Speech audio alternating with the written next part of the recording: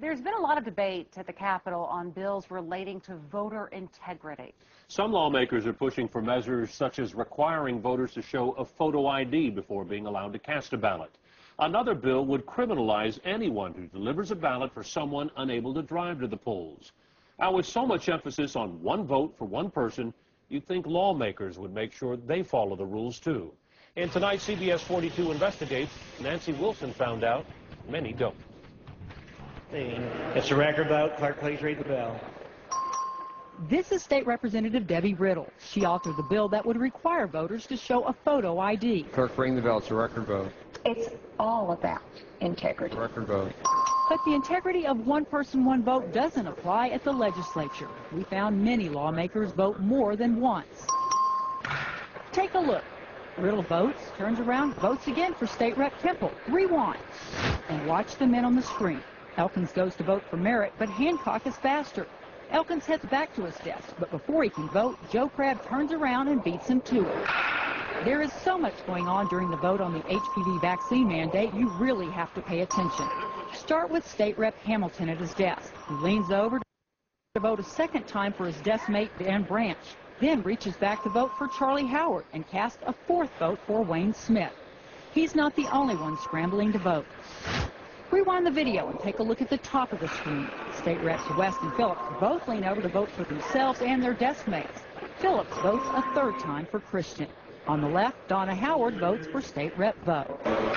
State Representative Dunham didn't have to leave his chair to cast 4 votes.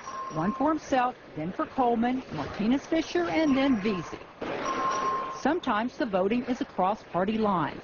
Hartman, a Republican, reaches back to vote for Democrat Oliveira. Democrat Matt Reynolds votes for Republican England, and Republican John Davis votes for Democrat Noriega.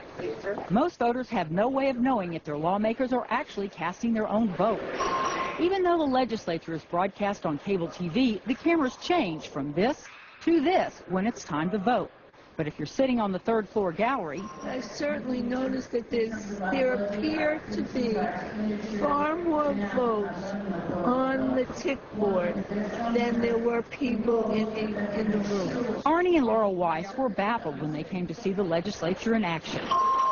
It seems very inappropriate that we should do something about it. Yeah, definitely.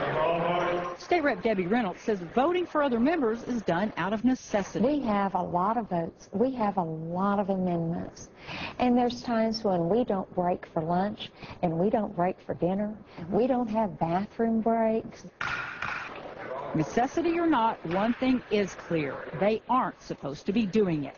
According to the official House rules, written, voted, and approved by lawmakers at the beginning of the session, any member found guilty by the House of knowingly voting for another member on the voting machine shall be subject to discipline deemed appropriate by the House. Clerk, ring the bell. It's a record.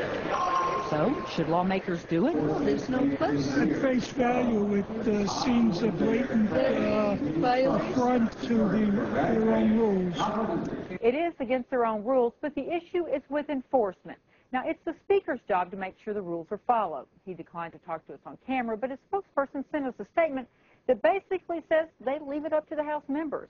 Although the practice is widespread, we couldn't find any instances of lawmakers being disciplined for voting more than once. Nancy Wilson, CBS 42 Investigates. If you'd like to read the full statement from Speaker Crannick's spokesperson, you'll find it on our website, KITV.com.